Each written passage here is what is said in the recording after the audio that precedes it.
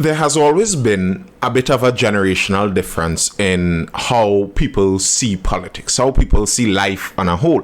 And that, when you really consider it, is obviously understandable because if you're a younger person, your motivations, what you'd be looking at in life, what you'd be looking at to get out of life would be different than when you are at a different stage in life. Younger people, older people have different desires, different outcomes they want out of their present day life. So it's obvious that they would see things a bit differently, and there are also psychological, biological, mental, as in the actual makeup of the brain chemistry differences between youth and as you age into different stages of life. And then there is when you are a parent. When you are a parent, there are other considerations you have in mind, what you would think about, the way you would want your life to go. The priorities of your life as a parent would obviously be a lot different than when you're not a parent, when you're a single person. And ever has it been, I think, when you look at politics, you would have seen that difference there. But something that kind of always played a major part in politics is the majority of the voters, at least we're talking democratic politics here, where the state is chosen by the citizens, it's governed by the people, or at least that's what it's supposed to be.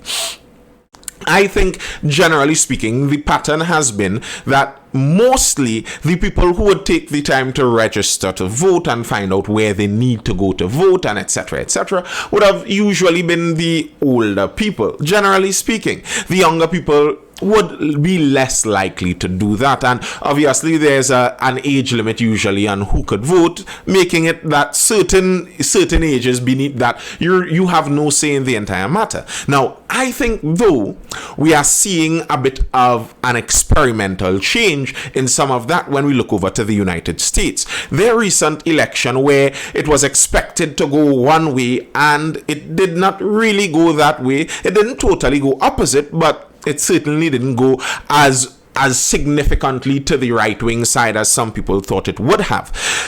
I think that's kind of telling, and part of the reason I think that might be is a bit of their change in elections and their change in their election rules that now makes it much easier for a much younger demographic to be voting at a higher rate. And now I think they regularly talk about the United States as being an experiment and the US experiment, and I think they're going into further experimental territory because usually, as I was saying, ever has it been that the state, the governmental machinations of a country generally would have been selected, chosen for the main priority list would have been chosen by older people with families generally. Now, even to an earlier stage, it would have only been men, and men wealthy enough to own their land and have a family. So the motivations of a government when it's selected by fathers of relatively well-to-do families only versus when it's selected by a large group of young people with totally different motivations, obviously is going to be a lot different. And maybe the US is going to see, if as many people have said for so long now, that if young people are given much more of a chance to select what happens in politics, if the world and the decisions made would indeed be a lot better. Now, I am drawing some of these conclusions from the results of the US elections and the breakdown of some of the demographics in terms of how they voted, because I spoke about some of this in a previous live on Friday night, I believe, but I decided to get it a little more concise in this video, because previously I also made a video where I wondered, why was it that my generation, I'm a millennial, why was it that it seems like millennials aren't interested in families? And judging from some of the demographic breakdowns there, I think there may be some answers to that question and some corrections I may have to make also. But before we dive into the details of exactly that, hit that like button if you have not done that yet. It would be much appreciated. Drop a comment if you have something to say. Do you view it as a good thing that more of global politics, or at least US politics, may be chosen by a younger audience, an audience without a family and probably with less intention of even having a family? Or do you think it would have been better to stay closer to the more traditional ideas where it's the head of the home, the man, and he must have a home, as in own land, and be wealthy enough, have a family enough for all of that? Which way do you think you would lean on, or is it somewhere squarely in the middle? Alright, hit that like button. Let's dive into this. Now, this first article is from a right-wing website. It's a Republican-leaning website, so it's framed in that way, and it's an opinion piece, but it's pointing out some facts that came out during the recent midterm election. No one benefits more from the destruction of the American family than the Democratic Party. Looking at just the gender breakdown of this year's exit poll, it first appears that men are more polarized politically than women. Men favor the GOP by 14 points, 56 Republican to 42% Democrat. Now, what does that say? A lot of what I am saying further on here, and even previously, is based on several assumptions, several basic assumptions and broad generalizations. I am willingly admitting they are generalizations and they are to be viewed as such. Obviously, there are people who sit outside of the generalizations and who would not fit into the assumptions being made. That is a given. But I think data in the broad sense could be used to make some general observations that may be generally true. So, generally speaking, the Democratic Party in the United States leans more left-wing, which means it leans more collectivist. When you hear collectivist, you think socialism, more along those lines, where the many are there to meet the needs of each other. We all work together to meet each other's needs. That's where they push more free health care, they push more government housing, they push more for the idea even of the reduction of the guns in the hands of private owners, because it's not necessarily on the private owners to do that. That's everyone's business, the state's business. It's the state's job. That's the Democratic side more. While the Republican side, they lean more individualist, they lean more free market economy, more capitalist, where their aim is that each individual is responsible for their own outcome. You do the work, then you should receive the reward of the work. If you don't do the work, then you would receive the reward of laziness, which would be loss on your end. And they believe that the free market would have better choices, would make better decisions for most situations. You leave it up to each individual member, each individual actor in the free market. Now, there are several assumptions that each make about each other that may have some merit and also may not have some merit. One calls the other communist, the other calls the other racist. Fair enough.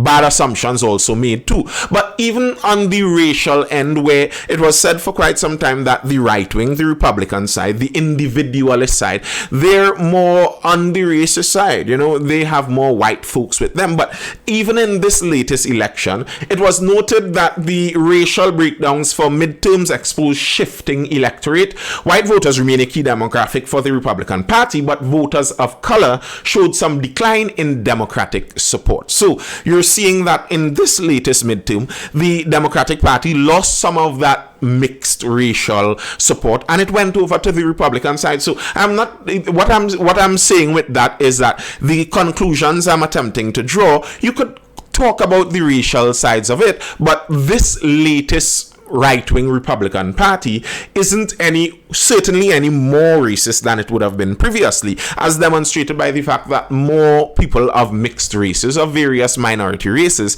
have gone over to that side. So I'm talking about a different makeup here, and what we're seeing is, generally speaking, men support the Republican Party way more than men support the Democrat Party, way more in the relative sense. It's 14 points here. That's the difference of 42% Democrat to 56% Republican. Now, some assumptions could probably be made about that. Men tend to be more individualistic. The males tend to be more individualistic. Now, that's something that probably, if you're looking at it, I enjoy some biology. Biology is generally what I teach. If speaking about teaching, just by the way, if you're in Trinidad and Tobago and interested in some private tutoring or interested in learning pods, head over to Mindful Education over there on Instagram. Mindful spelled with 2 L's. Yes, it isn't misspelled. I know there's a purpose for it. Mindful Education. You could head over there and find our information. And you could get into contact if you are interested in that. A plug in there for that. But yes, biologically, males tend to be more individualistic. There are some observations made, I believe it's among bonobos, which is a kind of monkey, where if you have splintered groups of bonobos, the men tend to rule. The males tend to rule. And the larger groups you have, when you have a larger group among them, the females tend to rule, which generally points out that the females are better at getting that collectivist rule going. They are better at the cooperative ruling. So that seems to bear out even in those results. The more individualistic party, the Republicans, seem to attract much more men, while on the women's side, there's much more of an even split. It doesn't seem that wide of a split between the women that would vote for Republicans versus the women that would vote for Democrats. 53% of the women vote for Democrats, while 45% of women vote for Republicans. So there isn't that large of a split among the women. But that's when looking at them as an entirety of a gender. If you split the genders into another group, married and unmarried, some very interesting breakdowns come out of it. Democrat voters among unmarried women is 68% of them. Republicans, 31%. While the Republican married men is 59% vote for Republicans, while 39% vote for Democrats. What that seems to say to me is that the by far vast majority of unmarried single women lean towards collectivism. And if we're looking at this on a factual basis, it makes sense. If you are a woman not interested in having a family and going down that road, which is your prerogative, obviously you would be more interested in the state making sure the state runs properly, because the ability for the state to provide security for you becomes very important. It's not a family you're going to lean on for that. I think an obvious result from moving in that direction is much more people, especially particularly the unmarried women, much more of them would be much more interested in the state making choices. Well, making choices on their behalf might be the way that the Republicans would frame it, but they would frame it as in the state helping as many people as they can.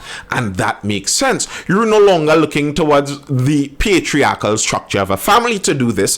No, you would want to make sure that you vote the right people into governance to make sure that they run the country properly. And if you vote people into power who were voted there by the group with this intention, obviously they would be attempting to craft a state that makes it much easier for people to exist without a family, outside of a family. Thus, we see now there are much more pushes that you don't need to own things. I was watching recently a video where they were talking about the future where you don't need to own anything, and you notice it happening more and more now. There are less products and more services. Why do you need to own it? It's not like you have anyone that you're going to pass it on to. You just need to make sure that the service is up running perfectly. Now, I'm not making an argument about which one is better or which one is worse, but it seems like the obvious direction we are pushing towards, and we're seeing the reasons for it, and we're seeing the feedback loop of it, where less people are interested in families, so they vote for people who would provide a state situation where you need a family less. And when you have this state situation where you need a family less, then you create the environment where more people see it as a much more viable option to not have a family. I don't need a family to take care of me when I get older. We have a beautiful state structure in place for this. Now, the thing is, I don't think this is a new difference between the generations. I think, generally speaking, if you went back in time whenever humans existed, you would have probably always have found a bit of this slant in the view of younger people to older people. It's understandable. If you don't have the family, you aren't going to think about it in that context, generally speaking. Now, what would have happened since the advent of democratic governments is nonetheless how the younger people thought. The ones in control of the state would have been the ones with the family, generally seeking to have a state that facilitates and even encourages more families and family building. And that's just the reality, as it always was, that fight between the generations, quite possibly. But now in the United States, as I was saying in the very beginning, what we are seeing, if you look at the results of this latest election, their midterms there, you look at the exit polls, and you'd see that the 18 to 29 age group vote 63% to Democrats also. Not only the unmarried women, I find it also very interesting that unmarried women and relatively young people, the cohort of young people and unmarried women, view things very similarly. That's an interesting observation. Politically, young people act like unmarried women, or unmarried women act like young people. Politically, I am not dragging that observation any further than that. If you're doing that, that's on you. But numerous articles were pointing out that discrepancy, the difference in the age groups there, and pointing out the amount of young people that came out to vote in the United States allowed for the Democrats to stave off that Republican takeover that may have happened during this midterm. Now, why would that have happened? In the United States, they recently opened up their voting. And it's no surprise that the Democrat side in the United States, the side that leans more towards the young people and unmarried women, it's no surprise that that side has been the side proposing for opening up voting wider and wider and wider and wider, even in saying that send down their voting age to even the 16-year-olds.